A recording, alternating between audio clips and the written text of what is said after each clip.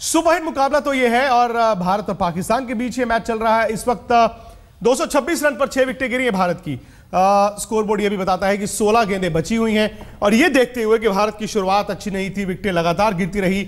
सवाल यह है कि अगर भारत 16 गेंदें और खेल लेता है, 235-40 तक पहुंच जाता है, तो क्या ये रन काफी होंगे? क्या ये रन भारत को एशिया कप फाइनल की टिकट दिला पाएंगे? सौरव गांगुली और मदन लाल जी, दो एक्सपर्ट्स हमारे साथ स्टूडियो में हैं। आपको पाकिस्तान भी लेकर चलना है। ये भारत पेविलियन है, पाकिस्तान पेविलियन में हामिद मीर साहब होंगे जियो न्यूज से और उनके साथ होंगे उनके क्रिकेट एक्सपर्ट्स। लेकिन फिलहाल थोड़ा सा मैच का तर्जुमा आपको दे दें। ड्यू के ऊपर डिपेंड करेगा। अगर 250 रन बनते हैं जो इस समय से बनना चाहिए, 2 ओवर 14 बॉल अभी भी बाकी है, अगर 20 रन बनते हैं तो 250 होंगे और 250 रन बनेंगे तो मैच बन सकता है। लेकिन अगर ड्यू गिरा और ग्राउंड भी छोटा है, भारत के पास 3 स्पिनर्स है, ग्राउंड छोटा है, तो ड्यू का फैक्टर बहुत इंपॉर्टेंट होगा। ड्यू का फैक्टर होगा, क्या होगा ये पता नहीं मौसम, लेकिन फिलहाल ये है कि भारत ने थोड़ा सा फाइट किया। चलिए, भारत पेविलियन से दादा ने थोड़ी सी प्रतिक्रिया दी है। दादा ने ये कहा है कि 250 पर फाइट हो सकती है। अब आपको पाकिस्तान लेकर चलते हैं जियो न्यूज कराची से। मेरे सहयोगी मेरे दोस्त हामिद मीर साहब हैं। हामिद भाई, कल की जो आपकी प्रेडिक्शंस थी तकरीबन सही चल रही हैं। भारत की बैटिंग में इतने रन नहीं दिखे, पाकिस्तान की बॉलिंग अव्वल दिख रही है, लेकिन अगर भारत ने 250 बना लिए तो क्या पाकिस्तान चेज कर पाएगा? और अब तक का जो खेल है उस पर हम तबसरा करेंगे और जो फिर पाकिस्तान की बैटिंग है उसका भी जायजा लेंगे। लेकिन सबसे पहले मैं तौसीफ अहमद साहब आपसे ये जानना चाहूँगा कि ये बताइए कि आज मिसबाहुल हक साहब ने टॉस जीता और टॉस जीत के बैटिंग की दावत दी इंडिया को, तो क्या वो सही था? देखिए, लोगों के जहन में भी और हमारा भी रिकॉर्ड इतना अच्छा नहीं है कि हम चेज़र बहुत अच्छे हैं, लेकिन जो 1-2 चीज़ें जो सामने नज़र आई वो मुझे ये है कि टॉस जीत के उन्होंने जिस तरह प्लान किया था, एक पेसर डाला है और फिर कुछ एक दफ़ा ये सोचा गया कि जी इनकी बैटिंग बहुत अच्छी है, ये चेज़र बहुत अच्छे हैं, फिर सोचा कि हम इनको क्यों चांस दें बाद में खेलने का। तो मेरा ख्याल सब मिक्स करने के बाद ये हुआ कि ड्यू का फैक्टर भी जो है उसको भी देखा गया और मेरा ख्याल है बुरा फैसला नहीं था। जो अभी पोजीशन नजर आ रही है, पाकिस्तान अंडर कंट्रोल में लिया हुआ है इंडिया को। क्या बोल रहे जी विक्रांत गुप्ता जी, तौसीफ अहमद साहब कह रहे हैं कि जो पाकिस्तान ने टॉस जीत के इंडिया को बैटिंग की दावत दी तो बहुत अच्छा फैसला था। क्या आप एग्री करेंगे कि इंडिया बैकफुट पे चला गया? हामिद भाई, थोड़ी देर पहले तक तो बैकफुट पे था, लेकिन 237 हो गए और 2 ओवर बचे हुए हैं अभी।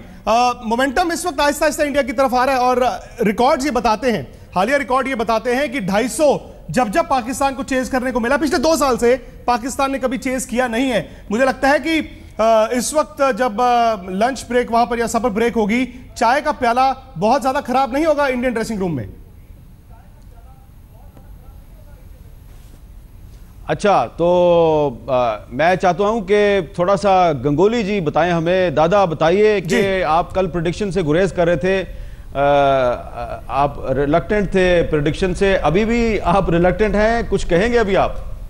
नहीं, अभी भी रिलक्टेंट हूँ हमीद भाई, क्योंकि भारत 237 बना चुका है। अब पता नहीं कितने स्कोर पे फिनिश करेगा, 250 या 255। सब कॉन्टिनेंट कंडीशंस में ऐसा देख के लगता है कि ये बड़ा स्कोर नहीं है जैसे क्रिकेट आजकल बना हुआ है, लेकिन रन्स तो रन्स ही होते हैं बोर्ड पे और जैसे पाकिस्तान को बनाने पड़ेंगे ये रन्स, भारत को भी आउट करने पड़ेंगे पाकिस्तान को। जो मोस्ट इंपॉर्टेंट चीज़ होगा ड्यू फैक्टर, क्योंकि भारत के पास 3 स्पिनर है। मैं थोड़ा सरप्राइज हूँ, भारत ने 3 स्पिनर खिलाए आज इस मैच में, स्पेशली जब उनके दिमाग में ऐसा था कि हम पहले फील्डिंग करेंगे, बट वो तब हो चुका है। लेकिन 3 स्पिनर अगर ड्यू नहीं गिरा तो भारत ये मैच को बना सकता है, क्योंकि पाकिस्तान के पहले 6 बैट्समैन है। शाहिद अफरीदी 7 नंबर, शाहिद अफरीदी की बल्लेबाजी उतनी अच्छी नहीं रही हाल ही में, तो बैटिंग 6 नंबर तक है पाकिस्तान का। उसके बाद अगर शुरुआत में अच्छी विकेट भारत ने विकेटें ली तो शायद ये मैच बन सकता है, लेकिन अगर पाकिस्तान अच्छे बल्लेबाजी करे और ड्यू गिरे, 3 स्पिनर को मुश्किल हो डालना, तो फिर मैच भारत के लिए मुश्किल हो सकता है। इसलिए मैं अभी भी कहता हूँ इस गेम में कुछ पता नहीं, 250 रन भी रन होते हैं, क्योंकि आजकल हम इतना 300 देख के यूज टू हो चुके हैं इन विकेटों पे। सब कॉन्टिनेंट में पाकिस्तान हो, इंडिया हो, बांग्लादेश हो, तो हमें कभी 250 260 ऐसा लगता है कि कोई स्कोर ही नहीं है, बट फिर भी 205 रन की प्रति ओवर बनाने पड़ेंगे। बेशक पाकिस्तान की बॉलिंग हमसे अच्छी है, ये अटैक के सामने रन बनाना और बाकी अटैकों के सामने रन बनाना शायद अलग है, लेकिन क्रिकेट में कुछ भी हो सकता है। क्रिकेट में कुछ भी हो सकता है और अभी भारत का जो 7वां विकेट है वो भी गिर गया है। 237 रन हामिद भाई, और अभी अभी अश्विन आउट हो गए हैं, सईद अकमल को एक और विकेट मिला है। लेकिन सवाल यही है कि क्या पाकिस्तान क्रिकेट एक्सपर्ट जो आपके साथ बैठे हैं स्टूडियो में, उनको लगता है कि मौका था? एक वक्त पर तो ये लग रहा था ना कि पूरी की पूरी तरह से गर्दन जो है दबाई गई थी, लेकिन 250 तक भारत को जाने दिया, क्योंकि एक वक्त पर तो 200 रन भी बड़े मुश्किल लग रहे थे। सिकंदर बख्श साहब, दादा जो हैं वो बड़ी मेयर्ड कमेंट्री कर रहे हैं, बहुत नपी तुली बात करते हैं। उन्होंने आज शाहिद आफरीदी को बैट्समैन मानने से इनकार कर दिया है, आप उनसे इत्तेफाक करेंगे? नहीं, उन्होंने ये नहीं कहा कि वो बैट्समैन नहीं है, उन्होंने ये कहा कि आजकल उनकी फॉर्म नहीं है। और I agree what Sourav has said कि बिल्कुल क्रिकेट में उन्होंने रन्स कर दिए हैं, अब हमने रन्स करने हैं। तो ये दो बड़ी चीज़ें इंपॉर्टेंट होती हैं। और बिल्कुल सही कह रहे हैं वो कि जी हमें 300 रन जो है आजकल हर जगह 300 रन नज़र आते हैं, 250 को हम वैल्यू नहीं देते। 250 भी बहुत इंपॉर्टेंट होते हैं। मगर जो बॉलिंग की आपने बात की, जो ग्रिप में पाकिस्तान ने लिया था, मैं आपसे बात से बिल्कुल इत्तफाक करता हूं कि हमारे बॉलर खास तौर पे उमर गुल ने आखिरी में इतनी अच्छी गेंदें नहीं की। मुझे समझ में नहीं आ रहा कि वो जो इतनी अच्छी यॉर्कर्स करते हैं, उन्होंने यॉर्कर गेंद नहीं किए, उन्होंने शॉर्ट ऑफ लेंथ गेंद की जिस पे उन्हें हुक पे भी शॉट्स लगे हैं, उन्होंने टॉप एज लगकर भी रन्स बने हैं। तो ये बॉलिंग की लाइन मुझे उमर गुल की समझ में नहीं आई, जिस तरह वो करते हैं उस तरह नहीं की। कैच तो छूटते हैं, वो पार्ट ऑफ द गेम है, मगर एक बॉलर जो जिस तरह की बॉल करता है अगर वो ना करे तो उस पर थोड़ा सा दुख होता है कि शायद उसका रिदम नहीं बन रहा, वो आखिरी के उस तरह नहीं कर रहा जिस तरह उसे करने चाहिए। जी यूसुफ साहब, आप क्या कहेंगे किस बारे में? देखिए, दादा ने जो बात की है, मैं चाहूँगा उस पर, भले उन्होंने ये नहीं कहा कि शाहिद आफरीदी जो है वो अब बैट्समैन नहीं है, लेकिन ये तो कह दिया ना कि वो फॉर्म में नहीं है, तो इसका मतलब है पाकिस्तान की बैटिंग लाइन सिर्फ नंबर 6 तक है। बिस्मिल्लाहिर्रहमानिर्रहीम। नहीं, इसमें कोई शक नहीं कि बैटिंग 6 नंबर पे है, लेकिन शाहिद जो है ना वो डेंजरस है दोनों साइडों के लिए, अपनी साइड के लिए भी, दूसरी साइड के लिए। किस बात के लिए? अगर वो अपनी साइड के लिए तो आजकल डेंजरस है, हाँ, दूसरी साइड के लिए क्या डेंजरस? अगर उनकी लग गई तो वो लगने पे है ना, तो टुल्लेबाज हुआ ना। नहीं, अब मैं ये नहीं कह सकता कि वो टुल्लेबाज है, लेकिन अगर उसकी लग गई तो वो मैच चेंज डिफरेंस डाल सकता है। अच्छा यूसुफ भाई, लेकिन बात सही है सबकी, उधर से भी इधर से भी, कि 250 भी रन्स होते हैं, लेकिन सोचने वाली बात यह है कि हमारी बॉलिंग बहुत मुश्किल है दुनिया में इस टाइम, पूरी दुनिया में टॉप बॉलिंग साइड है, क्योंकि आपके पास 3 स्पिनर हैं, 3 फास्ट बॉलर हैं, बहुत ऑप्शन बहुत है बॉलिंग के लिए। अभी भी मेरा ख्याल लगता है कुछ मेन बॉलर्स के ओवर पूरे नहीं होंगे, उसके बावजूद जो है ना हमने 250 में पकड़ा। हालांकि जल्दी 8 आउट हो गए इंडिया के, पकड़े जा सकते थे वो जल्दी, जैसे उन्होंने वक्रांत ने भी कहा है, लेकिन गेम का हिस्सा है। एशियन विकेटों में किसी टाइम ऐसा होता है कि अगर एक प्लेयर सेट हो जाए तो उसके रन भी। यूसुफ भाई मैं आपसे सवाल ये जानना चाहता हूं कि उनको इस वक्त पाकिस्तान ड्रेसिंग रूम में माइंडसेट क्या होगा? इस वक्त पाकिस्तान ड्रेसिंग रूम में माइंडसेट क्या होगा? क्योंकि चलिए ठीक है, आप आज उस ड्रेसिंग रूम में नहीं है, लेकिन कुछ देर पहले तक तो थे। जब 250 रन एक टीम 2 साल से नहीं बना पा रही, चेज नहीं कर पा रही है, जब वो 250 बोर्ड पर देखेगी, उस वक्त ड्रेसिंग रूम का माइंडसेट क्या होता है? क्या वो माइंडसेट जो सुबह के जो जोश दिख रहा था वो कम होता है? आवाज चलेगी यार, माइंडसेट बता दो यूसुफ भाई, नहीं आ रही मुझे। अगर 250 रन भारत लगा देता है, ये देखते हुए कि पाकिस्तान ने 2 साल से 250 चेज नहीं किए, तो ड्रेसिंग रूम जो थोड़ी देर पहले टीम में जोश दिख रहा था, बॉलिंग करते फील्डिंग करते, क्या वो थोड़ा सा नेगेटिव माइंडसेट होगा पाकिस्तानी ड्रेसिंग रूम में? देखिए, अगर पास्ट की बात करते हैं तो मैं 250 रन इतना मुश्किल नज़र नहीं आता था, क्योंकि उसमें बैटिंग में डेप्थ होती थी, पीछे आखिर में भी रन्स करने वाले होते थे, ऊपर में आप इंजमाम भाई थे, मैं था, यूनुस था, और एक आधा हमारा यंगस्टर सलमान बट भी उस टाइम होता था। तो टीम में बैटिंग में थोड़ी डेप्थ भी होती थी। आखिर में अब्दुल रज़ाक होता था, विकेट कीपर में मोइन भाई होते थे, या कामरान अकमल होता था बास का। तो उस वक्त 250 रन इतने आसान नहीं लगते। दादा भी थे उस सीरीज़ में जो 2004 में ये जीत के गए हैं। तो पहला मैच जो कराची में हुआ था 249 पे 249 होने लगा था, तो जब दादा मैच जीत के हम सब बाद में हैंडशेक कर रहे थे, तो दादा ने कहा अगर ऐसे मैच हुए तो हार्ट फेल हो जाएगा। तो 249 भी 349 भी उस पर चेज हो रहे थे। लेकिन अब मसला ये है, एक तो विकेट में थोड़ा सा टर्न नज़र आया है, जैसे पाकिस्तानी बॉलर्स ने किया है। अगर ड्यू पड़ी थोड़ी सी भी तो विकेट थोड़ी सी वो हो जाएगी, सीधी हो जाएगी, उस पर बॉल स्ट्रेट रहेगा। अगर स्पिन ना हुआ तो मेरा ख्याल 250 बहुत इजी हो जाएगा। अगर टर्न हुआ तो शायद थोड़ा सा मुश्किल हो, लेकिन जब तक 50 ओवर ना हो जाए और रन्स पूरे ना हो जाए, कुछ कहना मुश्किल है। अच्छा मदन लाल साहब, आप क्योंकि बहुत बड़े बॉलर रहे हैं, तो ये जो दादा ने बात की है कि आज इंडिया ने 3 स्पिनर्स को खिला दिया है और ड्यू फैक्टर भी है, तो आपका क्या ख्याल है, क्या होगा? इंडिया के जो 3 स्पिनर हैं वो क्लिक करेंगे? नहीं, देखिए दादा ने बिल्कुल एक बात सही कही है, क्योंकि वो उनका कहना ये भी कहना है कि अगर ड्यू पड़ती है तो थोड़ा सा मुश्किल होगा, क्योंकि गेंद ड्यू जब पड़ती है तो गेंद थोड़ा सा सीधा रह जाता है, तो उसमें टर्न मिलने के चांसेस कम है। और एक और दूसरी बात यहाँ पे ये है कि बाउंड्री भी काफ़ी छोटी है, पर 250 रन मैं समझता हूँ कि कम है, क्योंकि इंडिया जो है अगर 270-80 के करीब अगर रन बनाता तो तब जाकर ये थोड़ा सा मैच वो जो था पाकिस्तान के लिए मुश्किल हो सकता था। पर फिर भी चेज करना जो है थोड़ा सा मुश्किल रहता ही है। ये डिपेंड करता है कि पाकिस्तान को स्टार्ट कैसा मिलता है। अगर वो अच्छा स्टार्ट उनके ओपनर देते हैं तो मैं समझता हूं कि पाकिस्तान ये मैच जो 250 है चेंज कर सकता है। बाकी देखिए आपके बॉलर्स ने काफी अच्छी बॉलिंग की है, और जितने भी आपने 6 बॉलर आपने खिलाए सब, देखिए अगर गुल की बात करते हैं कि उन्होंने यॉर्कर नहीं मारे या उनका टॉप लास्ट, कहीं ना कहीं जाकर एक आधे बॉलर को मार लास्ट ओवरों में पड़ जाती है।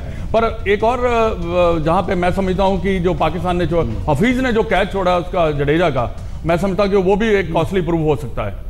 और हामिद भाई जी बात हमीद साहब मैं कहना चाहता हूं, मैं शाहिद अफरीदी की बात कर रहा था। अजहरुद्दीन साहब जो हैं, शाहिद अफरीदी 7 नंबर पे खेलते हैं पाकिस्तान के लिए। उनके लिए आज शायद थोड़ा अलग होगा, क्योंकि भारत के पास 3 स्पिनर है, और अगर शाहिद अफरीदी की आप करियर देखें तो जब आते हैं तो फास्ट बॉलर लगते हैं, तो छोटी गेंद डालना शुरू होता है, तो फिर अपने गेम को वो बदल नहीं पाते।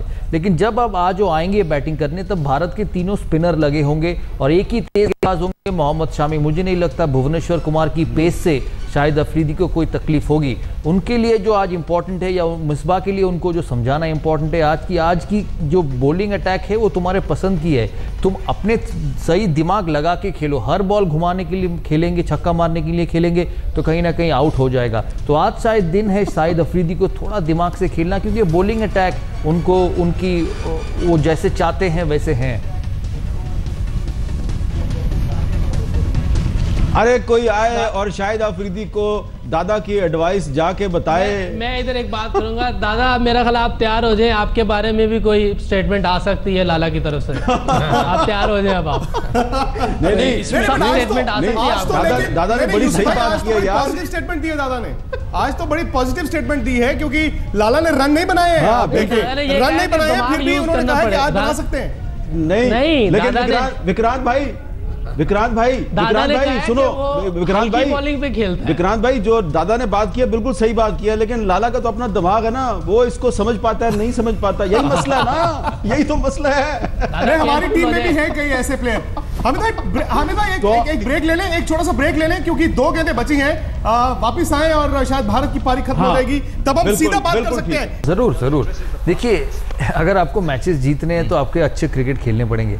आप अगर इंडिया को हराना है या साउथ अफ्रीका को हराना है, जो पाकिस्तान ने हराए हैं साउथ अफ्रीका में जाके 2-1 से वो सीरीज जीता है, अगर वो जीतना है तो आपको अच्छा खेलना पड़ेगा। अगर आप 245 भी नहीं चेस कर सकते तो आप डिजर्व नहीं करते एशिया कप फाइनल में जाने के लिए। इस स्थिति पे अगर भारत पाकिस्तान को रोका होता पहली पारी में, हम सब यहाँ बैठ के कहते कि नहीं भारत जीतेगा, क्योंकि भारत की बल्लेबाजी ऐसी है। भारत देखिए इस इनिंग में कभी एक समय ऐसा नहीं आया जो पाकिस्तान को डोमिनेट किया, लेकिन फिर भी 240-245 पे पहुंच गए, सिंगल लेके विकेटें गिरी है हर जगह, क्योंकि उनकी बॉलिंग अटैक इतनी अच्छी है।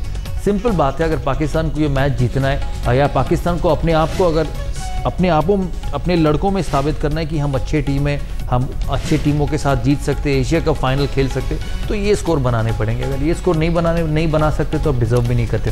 एक रिस्क इंडिया ने लिया। इंडिया ने आज अमित मिश्रा को जगह दी, ठीक है, अमित मिश्रा अटैकिंग हो सकते हैं, लेग स्पिनर को विकेट मिल सकता है, लेकिन अगर ड्यू गिरती है और आपके पास 3 स्पिनर्स हैं, और रिस्क स्पिनर के लिए तो ज्यादा दिक्कत आ सकती है। हाँ, काफी ज्यादा दिक्कत आ सकती है। अगर लेग स्पिनर का गेंद टर्न नहीं करेगा तो उसको मार पड़ने के ज्यादा चांसेस रहते हैं। और देखिए क्या है कि अब ये है कि हमारे जो स्पिनर्स हैं, अगर वो अच्छी गेंद कर देते हैं बीच में आगे 3, जिसका मतलब है कि 30 ओवर है, 30 ओवर में से अगर वो अच्छे ओवर कर देते हैं तो ये भारत मैच जो है जीत भी सकता है। और भारत ये रन ज्यादा थोड़े से बना सकता था, क्योंकि बीच में आके जैसे रोहित शर्मा आउट हुआ, अजिंक्य रहाणे आउट हुआ, ये अगर थोड़ा सा संयम रखते, थोड़ा सा और कैरी मतलब जैसे इनिंग को पूरा लेके जाते 50 ओवर तक, तो ये रन आराम से 280-300 के करीब पहुंच सकता था।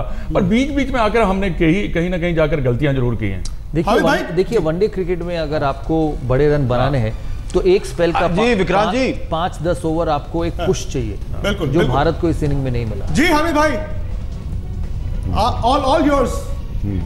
जी विक्रांत जी, मैं आपसे ये पूछना चाह रहा हूँ, आपके क्रिकेट एक्सपर्ट्स जो बैठे हैं वहाँ पे वो जवाब दे दें इसका, कि एक चीज़ बड़ी अहम है कि जो पाकिस्तान की टीम का कैप्टन है वो तकरीबन 40 साल का है, 40 ईयर्स। आपका जो कैप्टन है वो बहुत यंग है, 25-26 साल का है। इसके अलावा आपकी जो इस वक्त टीम है उसमें सब के सब लोग जो हैं वो अंडर 30 हैं, और जो पाकिस्तान की टीम है उसमें 3-4 लोग जो हैं वो ओवर 30 हैं। तो ये आप समझते हैं कि एक्सपीरियंस वर्सेस पैशन मुकाबला है, तो इसमें कौन जीतेगा? देखिए कौन जीतेगा बोलना मुश्किल है, उम्र से क्रिकेट नहीं खेला जाता। आपको हामिद भाई घुमा के जीतने पर ले आते हैं। देखिए आपके मुंह से सुनना चाहते हैं कि कौन जीतेगा। उम्र से क्रिकेट नहीं खेला जाता। मिसबा का देखिए 40-41 साल का उम्र है और उनके लास्ट 1 साल बहुत बेहतरीन गए हैं। भारत में 40 साल तक आप क्रिकेट नहीं खेल पाएंगे, उससे पहले आपको ड्रॉप कर देते, आपको कहते कि हमें यंगस्टर लेना है। तो ये एक अलग अलग कंट्री के कल्चर है, और मैं हमेशा कहा हूँ कि उम्र से कभी क्रिकेट नहीं होता, जो अच्छा है उसको खेलना चाहिए। और जैसा मिसबा साहब ने इस 1 साल बहुत बेहतरीन बैटिंग की है, और पाकिस्तान एक्चुअली बैटिंग को अकेला संभाला है। वनडे क्रिकेट में, टेस्ट क्रिकेट में शायद यूनिस खान जुड़े हैं उनके साथ, जो उनकी क्रिकेट बैटिंग को आगे लेके जाते हैं। तो बैटिंग पाकिस्तान के पास है। 6 नंबर अफरीदी बहुत इंपॉर्टेंट होगा आज, अगर उनका बैटिंग आया तो उनके जो एक्सपीरियंस है, इतने समय तक खेल रहे हैं, अभी भी 34 साल की उम्र में है हामिद भाई। हम डेब्यू किए, हम 15 साल खेले, रिटायर हो गए। अफरीदी अभी भी 34 साल कल हुए 34 तो 34 के तो कल ही हुए। यूनिस भाई भी हमारे साथ है, वो भी उनके बाद आए, वो भी इतने बड़े प्लेयर थे, वो भी चले गए। लेकिन आज जब अफरीदी बॉलिंग करने आया तो मैं देखा 34 साल का उम्र। कल उनका जन्मदिन था, कल ही हुए 34 के। मेरे को लगता है दादा इसलिए कह रहा है अफरीदी को कि उसका एक्सपीरियंस 34 नहीं है, उसका एक्सपीरियंस 40 से ज्यादा है। मुझे ये बात समझ में नहीं आई, बाकी सबकी उम्र बढ़ जाती है, अफरीदी 34 साल में ही लगे रहते हैं। लेकिन वो आज क्रूशियल होगा पाकिस्तान बैटिंग में। उमर गुल भी बैटिंग कर सकता है, क्योंकि मैं यही कह रहा हूँ क्योंकि हमारी अटैक बहुत स्पिन ओरिएंटेड है, जो मुझे कहीं ना कहीं लगता है एक वीकनेस है हमारी। अच्छा हामिद भाई, मैं तौसीफ भाई से सवाल पूछना चाहता था। मोहम्मद हफीज से नया गेंद फेंकवाना, ये नई चीज थी, नई चीज इजाद की इंडिया के अगेंस्ट? ये नई चीज़ नहीं थी, और आपने पीछे भी देखा होगा कि जब भी लेफ्ट हैंड कोई बैट्समैन होता है वो ज़रूर हफीज़ बॉलिंग करते हैं, और मोस्टली टाइम उन्होंने जो है बहुत प्रॉब्लम की है। तो मेरा ख्याल है वही एक स्ट्रेटजी थी, और जो वो कामयाब भी रही। तो आई थिंक मेरे हिसाब से मैं ये ज़रूर कहूँगा कि ब्रेक थ्रू देना बहुत अच्छा था, यूँ कि बहुत फॉर्म में थे शेखर, और उनको आउट करने के बाद हमारे दिल में तो बहुत ठंडक पहुँची थी, सच आपको बोले हम। अच्छा, लेकिन विक्रांत जी ये बताइए कि जडेजा ने आज 50 की। जी तौसीफ भाई, अगर मेरी बात आप मेरा बात आपको सुनाई दे रहा है तो मैं ये कहूंगा कि हफीज की बॉलिंग में जितना देखता हूं, मुझे ऐसा लगता है कि वो पाकिस्तान के 5वें बॉलर आराम से बन सकते और 10 ओवर डाल सकते हैं वनडे क्रिकेट में। मैं साउथ अफ्रीका में भी देखा हूं उनको अच्छे डालते हुए, नॉन रिस्पॉन्सिव पिचेस पे, और यहाँ पे भी आज देखा हूं नया बॉल पे डालते हुए। और आपके लिए थोड़ा सा वो अंडररेटेड बॉलर है, क्यों लेकिन उनमें एबिलिटी बहुत है। तो कहीं ना कहीं पाकिस्तान इस एबिलिटी को यूटिलाइज करके शायद 7 नंबर पे और एक बैट्समैन खिला सकता है, अगर आपकी टीम को स्ट्रांग बनना है, क्योंकि हफीज मेरे हिसाब से एक 10 ओवर का बॉलर है आपके लिए। नहीं, बिल्कुल आपसे एग्री करता हूं, मगर मुश्किलात हमें यही आ रही हैं कि हम ऑलराउंडर पे, बल्कि दुनिया के क्रिकेट में कुछ इस तरह हो रहा है, और ख़ास तौर पे एशियन में ये बहुत ज़्यादा किया जा रहा है कि हम इतने ज़्यादा ऑलराउंडर डालना शुरू कर देते हैं जो बड़ी मुश्किल, जबकि हमारी ऊपर ऑर्डर में बैटिंग क्लैप्स होती है। तो ये पॉसिबल है कि एक प्योर बैट्समैन डाला जाए और 5 पक्के बॉलर विकेट कीपर के साथ एक बैट्समैन हो जाता है, तो मेरे हिसाब से वो बहुत आइडियल कॉम्बिनेशन बनता है। मगर पता नहीं दुनिया में क्या क्रिकेट अब चल रही है कि मुझे तो ऐसा लगता है कि पावर से लोग खेलना चाहते हैं, विकेट पे स्टे नहीं करना चाहते। और ये थ्योरी बिल्कुल सिंपल है कि आप स्टे करेंगे, विकेट पे ठहरेंगे, तो ही आप आगे जाके कुछ कर सकेंगे। शुरू से आन के आप जब भी अटैक करना शुरू करते हैं उसमें 2-3 विकेट ऊपर से गए तो फिर फिनिश हो जाती है टीम। अच्छा विक्रांत जी, अगर आप इजाजत दें एक सवाल कर लूं मैं, बड़ा इंपॉर्टेंट सवाल। बिल्कुल कीजिए, बिल्कुल कीजिए।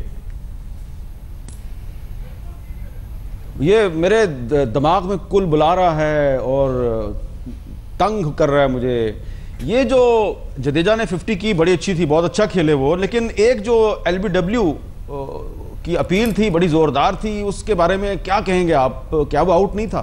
ये मेरे से पूछ रहे हैं या दादा और मदन जी से? नहीं देखिए, एक एक कर जवाब दें या एक साथ? देखिए ये जी दे दे, कोई भी दे दे। देखिए LBW की आप बात कर रहे हैं, ये देखो 2 अंपायर खड़े हैं और वो वहां पे अपना जॉब कर रहे हैं, तो ये ऐसा क्रिकेट में होता है। कई बार आपको नॉट आउट को आउट दिया जाता है, आउट को नॉट आउट दिया जाता है। ये बात आपको सोचनी नहीं चाहिए थी कि वो आउट था, बिल्कुल, क्योंकि ये पार्ट ऑफ द गेम है। ये अमित भाई थोड़े से रन भी तो आ गए ना बोर्ड पे, आपको बैटिंग करने का मजा नहीं आएगा? 245 रन कहां, अगर आउट दिया होता 190 होते, आप हम और आप क्या बात कर रहे हैं? ये बात भी सही। हमने भी तो आपका साथ दिया, कैच इतना इजी छूटा, 12 रन पे उनका, तो वो स्कोर तो हो ही जाना था। मुझे ये लग रहा है कि आपके बैट्समैन चाहते थे कि उनको 250 रन जो है वो बोर्ड पर दिखे। हमें 246 रन बनाने हैं पाकिस्तान को इस मैच को जीतने के लिए। 246 रन बहुत ज्यादा होते नहीं, लेकिन कई बार ऐसा होता है कि 246 जैसे जो स्कोर है वो मैच फंसा लेते हैं। और आंकड़े ये भी कहते हैं कि पिछले 2 साल से 2012 के बाद पाकिस्तान ने मैच जीतने के लिए 250 से ज्यादा रन बनाए नहीं। हालांकि ये 250 रन नहीं है, 5 रन कम है, लेकिन मुकाबला हो सकता है। भारत ने 3 स्पिनर्स खिलाए हैं आज, अमित मिश्रा को भी खिलाया है, लेकिन ओस में गेंदबाजी करेगा भारत, और ओस ज्यादा गिरी तो स्पिनर्स को मुश्किलें आ सकती हैं। रविंद्र जडेजा ने शानदार बैटिंग की है। वनडे क्रिकेट में ये खिलाड़ी एक टॉप क्लास ऑलराउंडर बन रहा है। 52 रन तेज रन बनाए, और उन्हीं की बैटिंग की बदौलत और रायडू के 58 रन की बदौलत ही भारत 245 तक पहुंच पाया, क्योंकि शुरू में भारत की विकेटें गिर गई थी। ये देखिए, रोहित शर्मा ने 56 रन बनाने के बाद ये शॉट खेला, और भारत के मदन जी तकरीबन हर बल्लेबाज को स्टार्ट मिला है। उनके गेंदबाज, उनके फील्डर्स चढ़कर खेल रहे थे। हालांकि आखिरी 10 ओवर में चूंकि उन्होंने रन करवाए, वो मोमेंटम आहिस्ता आहिस्ता भारत की तरफ आया, लेकिन बॉडी लैंग्वेज पाकिस्तान के बहुत ज्यादा पॉजिटिव दिखी है। हाँ बिल्कुल, देखिए उन्होंने शुरुआत जो की थी बहुत अच्छी की थी, उनके बॉलर्स ने बड़ी अच्छी बॉलिंग की है। हर जो बॉलर था, गुल ने भी देखिए इंपॉर्टेंट विकेट जो विराट कोहली का निकाला, उसके बाद जो इनके बॉलर थे उन्होंने विकेट टू विकेट गेंद किया। तला ने बहुत अच्छा गेंद किया, एक लंबा चौड़ा जवान है और विकेट टू विकेट गेंद किया, उसने 2 विकेट्स निकाले। वो विकेट जो थे बड़े क्रूशियल विकेट थे। सईद अहमद को तो हम सब जानते हैं, और आप अभी बात कर रहे थे, दादा बात कर रहे थे हफीज की। हफीज मैं समझता हूँ कि वो भी एक बेहतरीन बॉलर है, बट पैशन की अगर आप बात कर रहे हैं, उन्होंने फील्डिंग भी काफ़ी अच्छी की। 1-2 कैचेस जो छोड़े हैं क्रूशल, वो थोड़ा सा वहाँ पे पाकिस्तान ने गलती की है। हो सकता है कि उसका हर्जाना भी उनको भरना पड़े। नहीं, विकेट थोड़ी स्लो तो है, इसमें कोई दो राय नहीं कि विकेट स्लो है। बैटिंग करनी इतनी आसान नहीं है, भले ही बाद में आकर कुछ शॉट्स जरूर खेले हैं, लेकिन ऑफ द विकेट बहुत ज़्यादा पेस थी भी नहीं। और आमतौर पर मीरपुर में अगर ओस ना गिरे, ओस को इतना बड़ा फैक्टर अभी ना माने, विकेट और स्लो होता जाता है, गेंद थोड़ी और नीची रहती जाती है। ऐसे में पाकिस्तान के लिए भी शायद इतना आसान नहीं होगा रन बनाना। देखिए पाकिस्तान के लिए देखिए चेज कर रहा है, और जैसे अभी हम आंकड़े भी यही बताते हैं कि पाकिस्तान ने चेज नहीं अच्छा किया, पर ये डिपेंड करता है 1-2-3 बल्लेबाजों के ऊपर। अगर तो वो रन बना देते हैं, शुरू में अच्छा स्टार्ट दे देते, फिर तो ये रन बनाना पाकिस्तान के लिए इतना ज़्यादा मुश्किल नहीं होगा।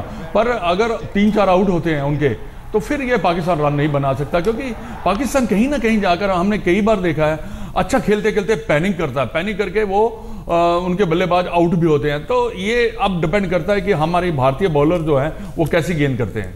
बिल्कुल, और आपको एक बार फिर ये भी बता दें कि ओस को मतलब जी हम ड्यू को बहुत बड़ा फैक्टर मानते हैं, लेकिन ड्यू आमतौर पर गिरेगी 30-32 ओवर के बाद।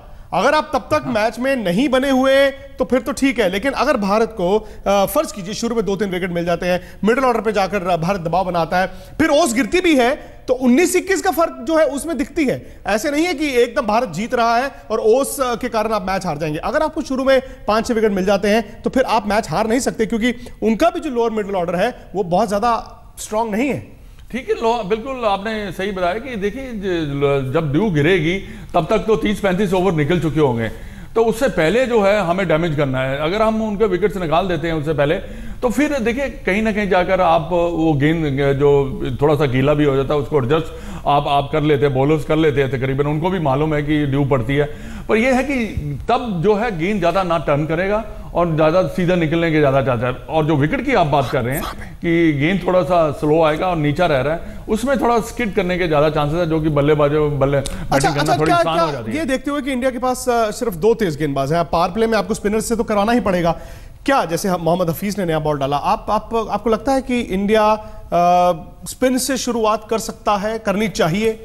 देखिए, डिपेंड करता है कि विराट कोहली क्या सोच रहे हैं, क्योंकि उनके पास भी एक अगर लेफ्ट हैंडर बैट्समैन है तो हो सकता है कि वो भी अश्विन से गेंद करा सकता है, क्योंकि अश्विन जो है एक एक्सपीरियंस बॉलर है। उन्होंने 2020 क्रिकेट में काफ़ी बार उन्होंने वो जो है नए गेंद से गेंद भी की हुई है।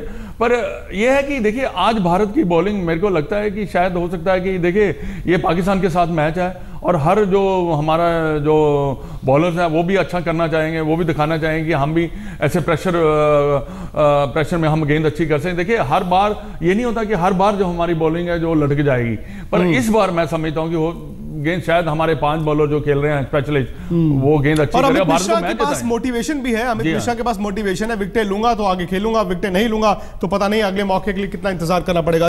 इधर हम सुपरहिट मुकाबला कह रहे हैं और सरहद के उस पार कराची में जियो न्यूज के जो हमारे सहयोगी हैं वो कह रहे हैं टाकरा। अब आधा मैच हो चुका है। हामिद भाई, बल्लेबाजी आपकी है तो मैं चाहूंगा कि सवाल जवाब है वो भी आप ही कीजिए। फिलहाल हम देखेंगे कि जब पाकिस्तान बैटिंग करेगा क्या वाकई वो इंटेंशंस उनके हैं या नहीं है। अच्छा, और जो इंडिया की तरफ से आज सबसे खतरनाक बॉलर कौन होगा? देखिए, मेरा अंदाज़ा है स्पिनर्स थोड़ी मुश्किल कर सकते हैं, क्योंकि फास्ट बॉलर्स में शामी विकेट ज़रूर लेता है लेकिन वो रन्स भी दे रहा है। मैंने जो लास्ट उसके काफ़ी मैचेस देखे हैं उसमें वो रन्स भी देता है, विकेटें लेता है 2-3 लेकिन रन्स भी देता है। अगर थोड़ा क्योंकि लाइट्स अंडर लाइट्स खेलेंगे तो वो जो उनका कुमार बॉलर है उसका बॉल हो सकता है सीम हो, उसका नेचुरल अंदर आता है, तो थोड़ी सी अर्ली ऑन मुश्किल हो सकती है, वरना स्पिनर्स पे बात जाएगी। जी विक्रांत जी, आप क्या कहेंगे कि आज इंडिया की तरफ से कोई फास्ट बॉलर ऐसा है जो पाकिस्तान के लिए प्रॉब्लम क्रिएट करेगा? देखिए, नाम तो 2 ही हैं हामिद भाई, एक भुवनेश्वर कुमार है, एक शामी है। हमारे पास इतने नाम है नहीं। आप तो ऐसा लगता है जैसे एक पिटारी में से नाम निकालते हैं और उसे खिला देते हैं। आज तला को आपने खिला दिया। लेकिन मैं थोड़ी देर पहले मदन जी से बात कर रहा था, क्यों ना जिस तरह पाकिस्तान ने हफीज से शुरुआत की और ये देखते हुए कि पिच शुरू हुई थी बैटिंग विकेट लेकिन बाद में टेनिस बॉल टाइप बाउंस हो गया है, क्यों नहीं इंडिया नया बॉल अश्विन से डलवा दे? अच्छा, क्यों जी? तौसीफ साहब, क्या ख्याल है आपका? बिल्कुल हो सकता है, स्ट्रेटजी प्लान हो सकती है बिल्कुल। और चूंकि हमारे यहाँ भी शर्जील लेफ्टी हैं और अपने बेस्ट बॉलर शुरू में इस्तेमाल करने पड़ेंगे। देखिए, मेरे हिसाब से 245 रन से इससे कम में इंडिया को आउट नहीं हम कर सकते थे। हमें बहुत अच्छी बैटिंग करके ये भी ख़त्म करना पड़ेगा कि हम लोग अच्छे चेजर नहीं हैं, तो ये पॉसिबल है। और मेरा ख्याल है कि इसमें जो है एक चीज़ ये है कि अगर इस किस्म के जो टोटल्स होते हैं, स्कोर होता है, उसके अंदर आउट करने से ही टीम जीतती है। इसमें डिफा करने से या रन ब्लॉक करने से नहीं होता। आप आउट करेंगे तो मैच जीतेंगे, अगर आपके बॉलर्स आउट करेंगे, और वरना आप नहीं जीत सकते। और दूसरी चीज़ नहीं, आपने आउट करना है। अगर आपने मैच जीतना है तो आपने हमारे बैट्समैनों को आउट करना है, वरना आप नहीं जीत सकते। मगर हफीज़ के साथ ये हमें एडवांटेज था कि हफीज़ को हम हमेशा यूटिलाइज करते हैं नए बॉल से, मगर आप लोगों ने कभी उसको अश्विन को इस्तेमाल नहीं किया नए बॉल। आईपीएल में नया गेम किया है अश्विन ने, आईपीएल में नहीं कर सकेंगे ये कुछ। अश्विन ने T20 में बड़ा नया गेम फेंका है। फिर ठीक है, अश्विन ने T20 में बड़ा नया गेम फेंका है। जी हाँ, तो फिर ठीक है, फिर आप चांस लें। नहीं, आप बिल्कुल चांस लें। विक्रांत जी, जो आपकी टीम है वो अब आहिस्ता आहिस्ता ग्राउंड में दाखिल हो रही है, मैच शुरू होने वाला है। इस चंद सेकंड में आपको क्या नजर आ रहा है, क्या होने वाला है? अगर पहले 20 ओवर में इंडिया को 3 विकेट मिल गए हामिद भाई, तो मुझे लगता है इंडिया जीतेगा।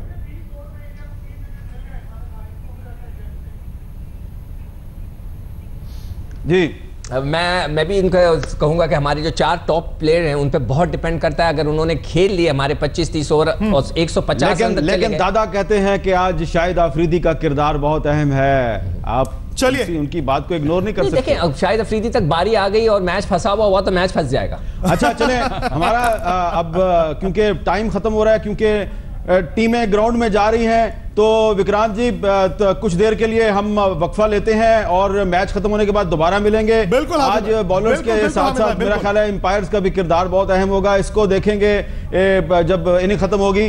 अब हम वक्फा लेते हैं जी, और जब पाकिस्तान की क्रिकेट टीम की जो बैटिंग है मुकम्मल हो जाएगी फिर दोबारा आपकी खिदमत में हाजिर होंगे। तब तक के लिए खुदा हाफिज। बिल्कुल, और एक बार फिर आपको बता दें कि मदन जी, मोहम्मद अजरुद्दीन, सौरव गांगुली हमारे साथ होंगे जब मैच खत्म होगा, और उम्मीद करते हैं मदन जी की एशिया कप की टिकट जो है फाइनल की वो भारत के हाथ में हो जब मैच खत्म होगा। फिलहाल बहुत बहुत शुक्रिया।